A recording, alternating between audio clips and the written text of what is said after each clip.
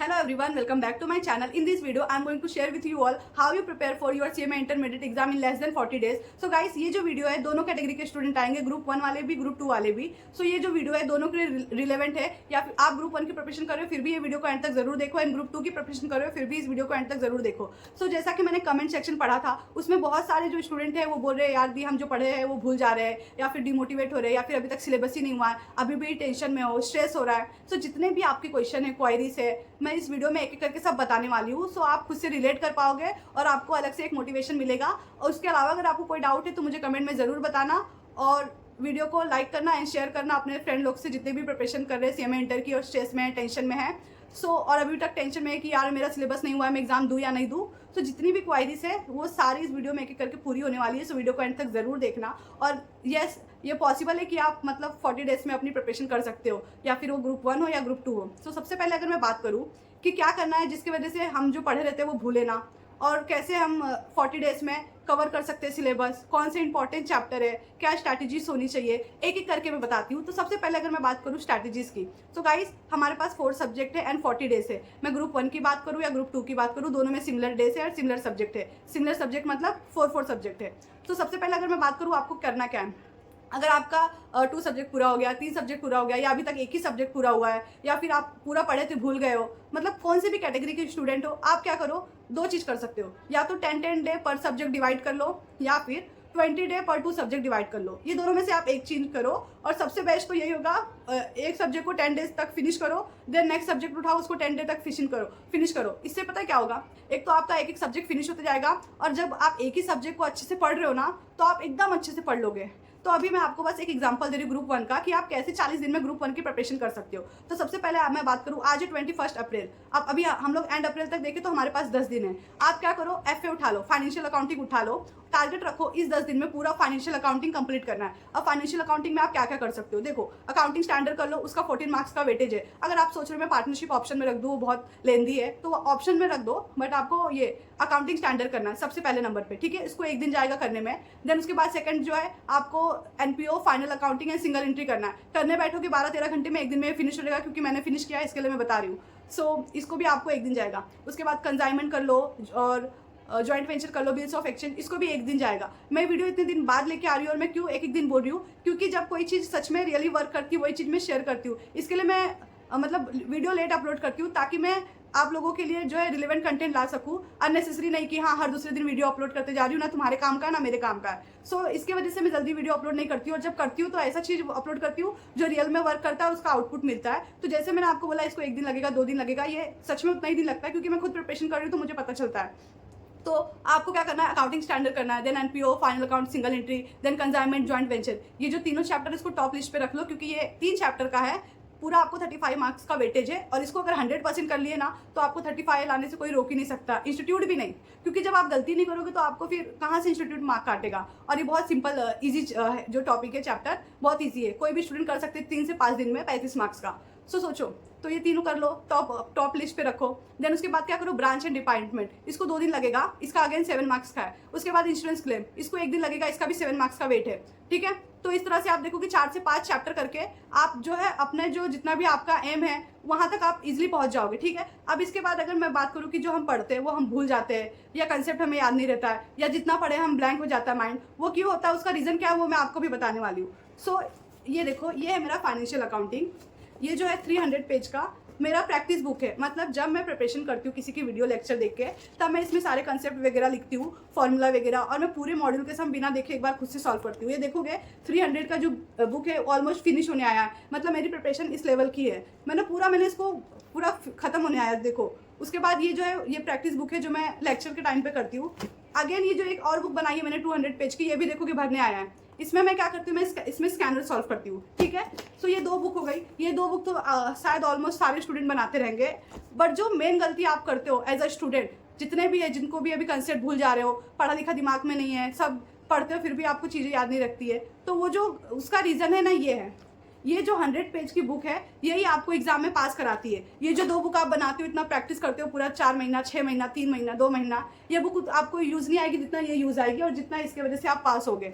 सो ऐसा मैं क्यों बोल रही हूँ, देखो बहुत सारे स्टूडेंट हैं जिनको नोट्स बनाने नहीं आता और बस वो क्या करते हैं एग्जाम के टाइम पे यही बुक लेके बैठ जाएंगे, बस पन्ना पलटते रहेंगे और बाद में एग्जाम में जाके पूरा मतलब इतना वो हो जाता है ना कि क्वेश्चन ही नहीं समझ में आता। पूरा मैं एक्सप्लेन नहीं कर पा रही, मतलब वो जो फीलिंग होती है स्टूडेंट की कि आपको कुछ समझ में नहीं आता, आउट ऑफ सिलेबस लगता है, क्योंकि आप इतना सारा 1-2 दिन में लेके बैठोगे, सोचोगे मैं याद कर लूँ, रिवीजन कर लूँ, तो इससे नहीं होता है। ये जो है करेक्ट वे है रिवीजन का। अब इसको आपको बनाना कैसे, सो देख सकते हो यहाँ पे मैंने सारे टॉपिक लिख लिए और डेट वाइज रिवीजन कब करना है मुझे, और यहाँ पे मैंने उसका वेट लिख लिया है कि कौन से चैप्टर का कितना वेट है। अब जैसे मैं बात करूँ, सबसे पहले मैंने 7 मार्क्स का जो क्वेश्चन है उससे स्टार्ट किया है, जॉइंट वेंचर। सो अगर मैं बात करूँ जॉइंट वेंचर की, अब आप नोटबुक लोगे अपनी, ठीक है, उसमें देखोगे ये जो जॉइंट वेंचर का फॉर्मेट वगैरह, उसकी एंट्री वगैरह, पलटी करते रहोगे, फिर आपको कोई दूसरा चैप्टर दिख जाएगा। ऐसा देख देख के और फ्रस्ट्रेशन होता है और स्ट्रेस होता है। तो इससे अच्छा आप क्या करो, ऐसे 100 पेज की नोटबुक बना लो और जब आप इसको पढ़ने बैठोगे ना रिवीजन करने के लिए, मतलब इतना अच्छा, इतना रिलैक्सिंग लगता है ना, बोलो मत। मुझे तो बहुत मजा आता है पढ़ने में। ऐसे 2-4 पेज पढ़ी कि फिर खत्म हो जाता है एक चैप्टर। और ये चीज़ आप एग्जाम सेंटर पे जब भी आपको आधा 1 घंटे का टाइम मिलता है, इससे पढ़ोगे ना तो वो आपको मतलब ज़्यादा देर तक माइंड में रहता है और आप अच्छे से पेपर सॉल्व कर पाओगे। मैं जब ग्रुप 2 की प्रिपरेशन कर रही थी, मैंने सारे सब्जेक्ट की 100 पेज की नोट्स बुक बनाई थी। उसमें मैं क्या करती थी, फॉर्मेट लिखती थी, कंसेप्ट लिखती थी, फॉर्मूला लिखती थी, बस यही चीज़। और एग्जाम से पहले मैं इसको बिल्कुल नहीं देखती थी। एक दिन जो रह गया ना एग्जाम को, मैं यही बुक लेके पढ़ती थी। और अगेन मैंने सेम चीज़ ग्रुप 1 के लिए भी किया है। सो आपको बेसिकली करना क्या है, सो देख सकते हो जॉइंट वेंचर का मैंने मीनिंग वगैरह लिख लिया है। उसके बाद उसका मेथड जो है 2 टाइप का मेथड है। एक तो है when separate set of book maintain, और जब दूसरा वाला है जो when separate set of book not maintain, उसमें अगेन 2 टाइप्स है। तो यहाँ पे मैंने लिख लिया, देखो यहाँ पे 1 टाइप, यहाँ पे 2 टाइप्स, और दोनों टाइप्स के 2-2 मैं यहाँ पे लिख ली है। उसके बाद जो जर्नल एंट्री है, जर्नल एंट्री तो इंपॉर्टेंट ही है। सो यहाँ पे मैंने बस लिख लिया, बट जर्नल एंट्री मुझे याद है। सो अगर मैंने बिल्स ऑफ एक्सचेंज के लिए भी किया है सेम चीज़, लाइक ड्रावर ये सब मैंने लिख लिया है। और हार्डली 2 या 3 पेज लगता है आपको ये नोट्स बनाने में। देख सकते हो 3 पेज में ये फिनिश हो गया है और ये 3 पेज में ये भी फिनिश हो गया है। सो इस तरह से आप डेली नोट्स बनाते जाओ और टॉपिक वाइज नोट्स बनाओ। आप बोलोगे नोट्स सेंड करो, सो गाइस नोट्स सेंड और नोट्स बनाने में बहुत फ़र्क है। आप खुद से बनाओगे तो वो आपको रिमेंबर करेगा, मैं सेंड कर दूंगी। ऐसे तो आपको बहुत सारे नोट्स मिल जाएंगे कहीं ना कहीं टेलीग्राम पे या जो भी आपका व्हाट्सअप ग्रुप हो, बट जो आप खुद से बनाते हो ना नोट्स, उसकी वैल्यू रहती है। इसके लिए मैं आप लोगों को बोलती हूँ खुद से नोट्स बनाओ। सो ये FA के लिए है। अगर आप ये 100 पेज का नोट्स बना लिए चैप्टर वाइज, तो आपको मैं चैलेंज देती हूँ कि आप फेल हो ही नहीं पाओगे, सारे सब्जेक्ट का कर लोगे। ये 2 बुक का कुछ वैल्यू नहीं रहता, ये तो बस प्रैक्टिस पर्पस के लिए है। सो मैं बस यही बोल रही थी, 100 पेज का नोट्स बनाओ, उसमें सारे कंसेप्ट लिखो, फॉर्मूला लिखो, फॉर्मेट लिखो, और आप उस चीज़ को फिर भूलोगे नहीं एग्जाम तक। आप पढ़ने बैठेंगे तो आप बस 2-3 पेज पलट लोगे, आपको वो चीज़ अगेन एंड अगेन आपको रिमेंबर होते रहेगी, तो आप एग्जाम तक नहीं भूलोगे। तो जो भूलने का रीज़न है, जो आपको समझ में नहीं आता है, जितना भी प्रॉब्लम दे रही थी, ये जो 100 पेज का नोट्स इसके वजह से ही दे रही थी, ये बना लो। और ये जो नोट्स है आपके जितने भी प्रैक्टिकल सब्जेक्ट है, like financial accounting, costing, management accounting, और ये FM मतलब अकाउंट एंड ऑडिट, सबके लिए। और ग्रुप 2 की बात करूँ तो अकाउंट एंड ऑडिटिंग में जो हमारा फाइनल अकाउंट का फॉर्मेट था वो मैंने बना लिया था, कैश फ्लो का फॉर्मेट और फंड फ्लो, ये सारी चीज़ का मैंने फॉर्मेट बना लिया था। सो आप फॉर्मेट बना लो, ये प्रैक्टिकल के लिए। सो गाइस ये प्रैक्टिकल के लिए कि आप कैसे उसको रिमेंबर कर सकते हो, कैसे आपको नोट्स वगैरह बनाना चाहिए। तो आप ऐसे ही एक 100 पेज की बुक बना लो। ये हो गई नोट्स के लिए कि कैसे हम याद रखें आपको क्या करना चाहिए। उसके बाद अगर मैं बात करूँ अभी सिलेबस की, सो आप क्या करो, फाइनेंशियल अकाउंटिंग का जितना भी है पर डे के हिसाब से डिवाइड कर लो कि मुझे आज के दिन में ये वाला टॉपिक खत्म करना है। उसमें 2 टॉपिक हो सकता है या 3 टॉपिक हो सकता है, ठीक है। और पर डे 10 मतलब 10 डे में एक सब्जेक्ट, 10 डे में एक सब्जेक्ट, एंड जो रिमेन 10 डे से उसमें एक सब्जेक्ट, 3 प्रैक्टिकल सब्जेक्ट है, तीनों को डिवाइड कर लो। उसके बाद अगर मैं बात करूँ लॉ एंड एथिक्स की, सो अब हम लोग कंटिन्यू 10-12 घंटा सिर्फ प्रैक्टिकल कर रहे हैं, तो कोई भी स्टूडेंट है उसका मतलब पागल ही हो जाएगा। सो उसको रिलैक्सिंग के लिए मैं यहाँ पे आप 2 घंटा डेली लॉ की प्रिपरेशन करो। अब लॉ की प्रिपरेशन में आपको क्या करना है, अर्जुन छाबड़ा सर की मैराथन देखो, या फिर आपको जहाँ का भी मैराथन देखना है देखना, देख के वहां से करो। आप क्या करो, डेली लॉ का 10 क्वेश्चन खुद से लिखो। मतलब पर डे आप अगर 10 क्वेश्चन या फिर 5 क्वेश्चन भी खुद से लिख रहे हो, उसको 1-2 बार रिवाइज कर रहे हो पर डे, तो एग्जाम आते आते ना आपको लॉ के लिए टेंशन लेना ही नहीं पड़ेगा। मैं सच बोल रही हूँ, ये चीज़ आप करके देखो, रियली वर्क करती है। अगर मैं आपको बोलूँगी per day 2 subject low, 2 practical and 1 theory, नहीं होगा, हेडक होगा, क्योंकि एक तो हमको इतना स्ट्रेस हो रहा है ना, तो टाइम कम पड़ रहा है, अलग अलग माइंड में चीज़ें आ रही है। सो चारों सब्जेक्ट को 10-10 दिन के हिसाब से डिवाइड कर लो। सो आप क्या करो, अभी जो ये अप्रैल का पूरा 10 डे है, इसमें टारगेट रखो पूरा फाइनेंशियल अकाउंटिंग करना है। और फाइनेंशियल अकाउंटिंग में आपका इस पूरे 10 दिन में एक बार मॉड्यूल और एक बार स्कैनर हो जाना चाहिए। उसके अलावा कहीं का भी अननेसेसरी नोट्स वगैरह मत देखो। आप जितनी फैकल्टीज का नोट्स देखोगे उतना आपके दिमाग में खिचड़ी बनते रहेगा। सो सिर्फ एक ही चीज़ फॉलो करो, और वो एक चीज़ पता है क्या है, सिर्फ आप मॉड्यूल कर लोगे, स्कैनर कर लोगे, ये 2 चीज़ इनफ है। इसके अलावा आपको एग्जाम में क्वेश्चन कहीं से देखने को नहीं मिलेगा। मैं आपको बोल सकती हूँ एकदम गारंटी के साथ। आप एक बार सिर्फ मॉड्यूल कर लो अच्छे से कंसेप्ट वाइज, एक बार स्कैनर कर लो, और 10 दिन में पॉसिबल है। मैं एज ए स्टूडेंट कर सकती हूँ, तो आप भी क्यों नहीं कर सकते। मतलब आपको पूरे 24 आवर्स में अगर 10 से 12 घंटे पढ़ना है, 40 दिन में पास होना है, तो आप कर सकते हो। मीन्स 12 घंटे अगर आप करने बैठ रहे हो एक चैप्टर, तो इस 12 घंटे में आपका एक चैप्टर का मॉड्यूल एंड स्कैनर दोनों हो सकता है, क्योंकि ये मैंने किया है, इसके लिए फिर मैं आपको शेयर कर रही हूँ। सो पर डे टारगेट रखो कि आपको एक चैप्टर करना है, उसके साथ साथ पूरा मॉड्यूल के क्वेश्चन एंड स्कैनर। ये पूरा 10 दिन में आपको एफए करना है। देन जो रिमेन 1 मई से लेकर 10 मई तक टारगेट रखो कॉस्टिंग करना है। अब कॉस्टिंग का जो 7-8 चैप्टर है वो फिक्स चैप्टर है। मतलब अगर वो चैप्टर स्टूडेंट छोड़ के गया ना, तो वो फेल ही होएगा, उसको पास कोई कर ही नहीं सकता। अब कॉस्टिंग का लाइक कौन कौन सा जो चैप्टर है जो सबसे ज़्यादा मेन है, आपको हर एग्जाम में देखने मिलता है। तो सबसे पहले अगर मैं बात करूँ, मटेरियल, स्टैंडर्ड, बजट, ये 3 चैप्टर है कंपलसरी है, जिसका 21 मार्क्स का वेटेज है एमसीक्यू का छोड़ के। सो ये जो 3 चैप्टर इसको आप करोगे तो फिर आपका तो इधर ही हो गया खत्म सब कुछ। मतलब पेपर में पास ही नहीं हो पाओगे, क्योंकि ये ग्रुप 2 में भी है और ग्रुप 1 में भी कंपलसरी है। ये 3 चैप्टर जिसको आपको एक दिन जाएगा, क्योंकि मैं कैसे बोल रही हूँ कि आपको सिर्फ पर डे एक सब्जेक्ट लेना है, तो एक दिन में आप इजीली फिनिश कर लोगे मॉड्यूल के भी और स्कैनर के सम।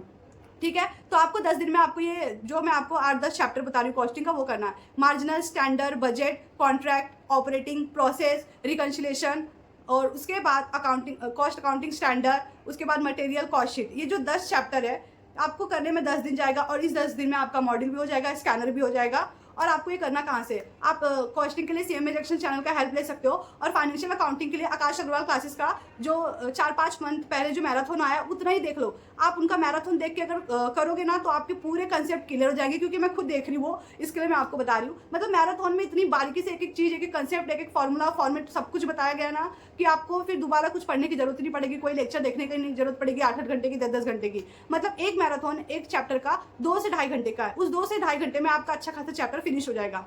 सो फाइनेंशियल अकाउंटिंग के लिए आप जो आकाश अग्रवाल क्लासेस का मैराथन देख लो, और लॉ के लिए अर्जुन छाबड़ा सर का, एंड कॉस्टिंग के लिए सीएमए जंक्शन का जो 18 वीडियो है उसको देख लो। बस इतना कर लोगे, 10-10 दिन लगेगा, हो जाएगा। ठीक है, ये तीनों सब्जेक्ट की बात हो गई, उसको 10-10 दिन दे दो, और साइड बाय साइड लॉ को साथ में करते रहो, क्योंकि आप सिर्फ प्रैक्टिकल करोगे तो बहुत बोर हो जाओगे कर करके।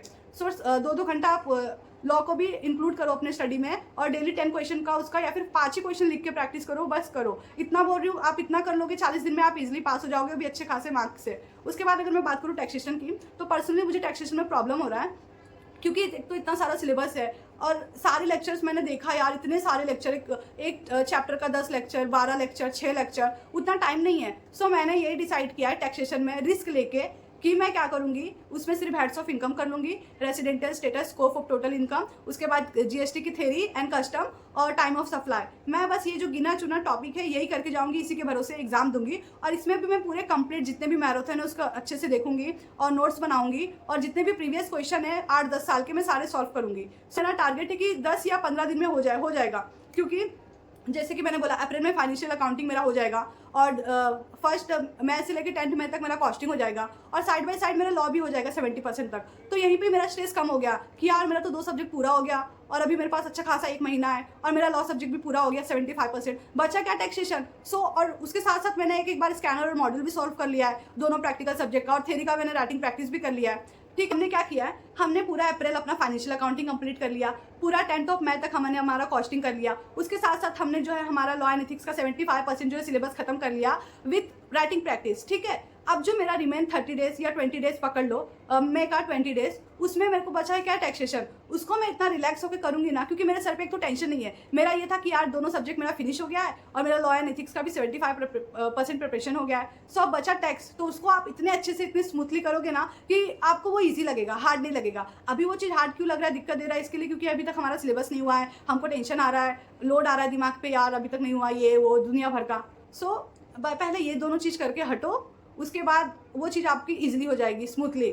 उसके अलावा अगर आपको कोई डाउट है, कोई दिक्कत है, तो आप मुझे अगेन कमेंट में बोलो, मैं आपकी हेल्प करूंगी। और आपके जितने भी फ्रेंड है ये वीडियो उनको शेयर करना, और कमेंट में बताना वीडियो कैसी थी। थोड़ा मुझे और थोड़ा मुझे मोटिवेट करो, मोटिवेट मतलब सपोर्ट करो यार, क्योंकि मैं देखती हूँ मेरे चैनल पे आपको इतने अच्छे अच्छे रिलेवेंट कंटेंट मिलते हैं, स्टिल मुझे उतना आउटपुट नहीं मिल रहा है, तो मुझे बहुत बुरा लगता है। और आप देखोगे मेरे चैनल पे आपको अननेसेसरी कुछ भी वीडियो नहीं मिलेगा। मैं भी चाहूँ तो हर दूसरे तीसरे दिन वीडियो बना सकती हूँ, बट मैं रिलेवेंट कंटेंट अपलोड करती हूँ जो आपके लिए सच में हेल्पफुल रहे।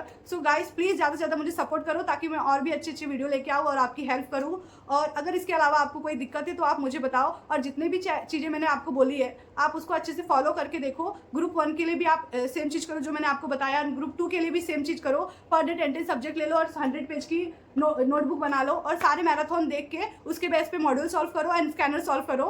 पर डे 10 डेज में आपका ग्रुप 1 ग्रुप 2 दोनों हो जाएगा 40 डेज में, और अच्छे से आप पास होके आओगे। और एमसीक्यू भी साइड बाय साइड करते जाना चैप्टर वाइज। सो इस वीडियो में इतना ही। आई होप ये वीडियो आपके लिए हेल्पफुल रहेगी and thank you for watching. And आपके जितने भी फ्रेंड्स हैं जो टेंशन में थे, स्ट्रेस में थे, आप ये वीडियो उनको शेयर करना, वीडियो को लाइक करना एंड कमेंट में बताना वीडियो कैसी थी।